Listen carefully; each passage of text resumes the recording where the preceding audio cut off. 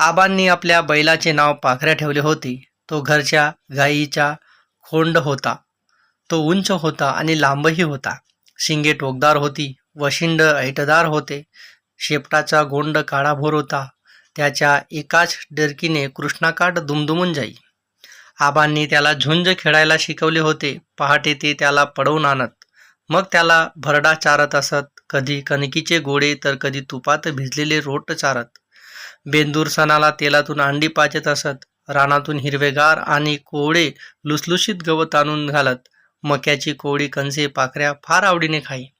आबांना पाखऱ्याविषयी दुसरे काही सुचत नसे. ते त्याला जीवापाड जपत. पाखऱ्याने प्रत्येक ठिकाणी झुंज जिंकून आबांना बक्कड पैसा दिला होता. त्या पैशातून आबांनी मळा विकत घेतला होता. आबा श्रीमंत झाले होते. घरची परिस्थिती चांगली आली होती. आबांनी टोलेजंग वाडा बांधला होता. आता अनेक दुभजी जनावरे दावणीली होती. आबांच्या पाखऱ्या या नावाने साऱ्या पंचक्रोशीत तो खोंड प्रसिद्ध होता. कृष्णा वारणेच्या संगमावर वसलेले हरिपूर गाव पाखऱ्यामुळेच प्रसिद्ध झाले होते. त्याची झुंज पाहण्यास खूप दूरवरून माणसे येत. ती पाहताना त्यांची मने आनंदाने फुलून येत. त्याला मैदानात झुंज खेळताना पाहून लोकांत उत्साहाचे भरते येई. एकदा पुढे गावच्या प्रसिद्ध बैलाबरोबर पाखऱ्याची झुंज होती. आमच्या पंचक्रोशीत पुढे गाव त्या बैलामुळेच प्रसिद्ध पावले होते. तो बैल डोंगर कपारीच्या चाऱ्याने सुस्त झालेला, तर पाखऱ्या कृष्णाकाठाच्या खुराकाने मस्त झालेला. कराडच्या मैदानात ही झुंज पाहण्यासाठी माणसे भरली होती. झुंज सुरू झाली. दोन्ही बैलांनी डिरक्या टाकल्या. खुरांनी माती उडवली आणि क्षणार्धात झुंज सुरू झाली. माणसे मुठीत जीव घेऊन झुंज पाहू लागली. धुरळा उडाला. झुंज चांगली तासभर चालली. कोणताच बैल हटेना. अखेर पाखऱ्याने एक जोराची धडक दिली आणि पुढे गावच्या बैलाला पळवून लावले. झुंज पाखऱ्याने जिंकली आणि जोराची डरकी टाकली. त्याच वेळी संबंध मैदानात माणसांनी जल्लोष केला. कुणी फेटे उडवले, कुणी गुलाल उडवला. आबा धावत आपल्या लाडक्या पाखऱ्याकडे गेले. त्याच्या पाठीवर थाप टाकली. त्याला मैदानातून बाजूला नेले. पाखऱ्याने मिळवलेले बक्षीस स्वीकारताना आबांचे अंतःकरण आनंदाने फुलून झाले. मग त्यांनी पाखऱ्याला गावाकडे आणले. रात्री त्याची जंगी मिरवणूक निघाली. बँड, हलगी, लेझीम, ढोल इत्यादी सर्व ताफे हजर झाले. गावातील तरणी पोरे दांडपट्ट्याही खेळू लागली. असे अनेक प्रसंग घडले. आता पाखऱ्या म्हातारा झाला होता. झुंज खेळणे त्याला जमत नव्हते. सरकारने झुंज खेळवणे कायद्याने बंद केले होते. जनावरांची अशी लढत लावणे व ती पाहत बसणे अमानुष आहे असे सरकारने म्हटले होते. पाखऱ्याला रानातही नेत नसत व गाडीलाही जुंपत नसत. नांगराला तर त्याला कधीच जुंपला नव्हता, कारण तो झुंज खेळणारा खोंड होता. एके दिवशी आबा रानातून आले. सायंकाळ झाली होती. वाड्यातल्या सोप्यात त्यांचा थोरला मुलगा जयसिंगराव बसला होता. चाकरीचे गडीही तेथे बसले होते. आबा येताच त्यांचे बोलणे थांबले. आबांनी विचारले, काय र, असं का गप्प झालाय? काय बेत आहे? काय नाही. एक गडी हळूच बोलला, काय जयसिंगराव, काय चाललंय?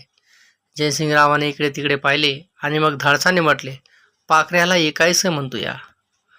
डोकं फिरलंय काय तुझं? आबा संतापून म्हणाले. सर्वजण गप्प झाले. पण तोच आबांनी पुन्हा विचारले, का, कशासाठी विकायचा? तो झुंज खेळणारा बैल हाय. रानातल्या कामाला उपयोगी पडत नाही. आता तो म्हातारा झाला आणि त्याला खुराक चारण्याचा खर्च पण जास्त येतो या. एकूण पैकाची चांगला येईल. जयसिंगरावाने सगळे एकदमच सांगून टाकले. तुम्हाला काय करायचं ते करा जावा. तुम्ही कारभारी हाय आता, असे आबा तावातावाने बोलले आणि सोप्यातून घरात गेले. त्या दिवशी आबांना रात्रभर झोप लागली नाही. पाखऱ्याचाच विचार करत त्यांच्या डोक्यात सारखा घोळत होता. काय करावे तेही त्यांना सुचत नव्हते. गतकाळ त्यांना आठवू लागला. पाखऱ्याने झुंज जिंकताच बेहोश होऊन नाचणारी, रंगीबिरंगी फेटे उतरवणारी माणसे त्याला दिसू लागली. हे सर्व काही आठवून आबा रात्रभर तळमळत होते. जयसिंगराव सकाळी लवकर उठला. त्याने पाखऱ्याला नदीतून धुवून आणला. शिंगे घोडून टोकदार केली. गळ्यात गुलाबी रंगाचा कंडा घातला. एका पायात गाडा गोप बांधला. अंगावर सुंदर नक्षीची झुलही घातली.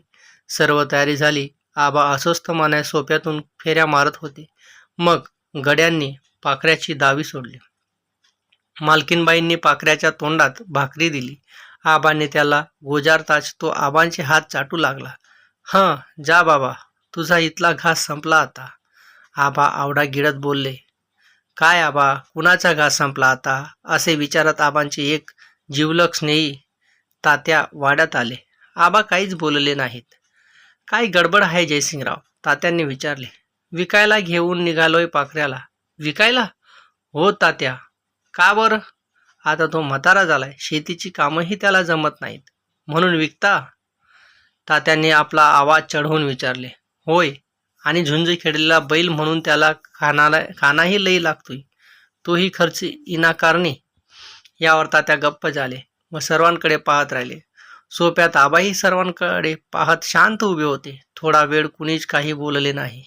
मग तात्या जोत्याच्या पायऱ्या चढून सोप्यात जात म्हणाले. जयसिंगराव, जरा इकडं या. जयसिंगरावही जोते चढून सावकाश सोप्यात गेला. बसा, खाली बसा. काय तात्या, असं खाली बसा, मग सांगतो. जयसिंगराव तात्यांच्याजवळ बसला. आबा पाठीशी हात बांधून उगीच कुठेतरी पाहत होते, उभे राहिले होते. चाकरीचे गडी पाखऱ्याची दावी धरून तसेच उभे होते. मालकीनबाई चौकटीत उभ्या राहून सर्वांच्याकडे शांतपणे पाहत उभ्या होत्या. जयसिंगराव, पाखऱ्याची किंमत किती? का बरं? किंमत बोला अगोदर, तात्या गंभीरपणे म्हणाले. 5,000 रुपये. पाखऱ्याला मी घेतोय. तुम्ही? होय, आणि आबांनाही आमच्याकडे पाठवा, ते आमच्याकडेच राहतील. का बरं? ते पण आता म्हातारे झाले, त्यांनाही आता शेतीची कामे जमत नसतील. म्हाताऱ्याला खानाही चांगला द्यावा लागतो, तो विनाकारण खर्च. हे ऐकता जयसिंगरावाच्या डोक्यात चक्क प्रकाश पडला. त्याने तिथूनच गड्यांना सांगितले. पाखऱ्याला दावणीला बांधा, तो आपल्या दावणीला कायम राहील. तात्या, मला समज कळलं. जयसिंगरावाने तात्यांचे पाय धरले. आबांनी नमस्कार केला. सगळ्यांच्या आनंदाला पारावर उरला नाही. अशा प्रकारे हे प्रकरण आपण पाहिले मित्रांनो.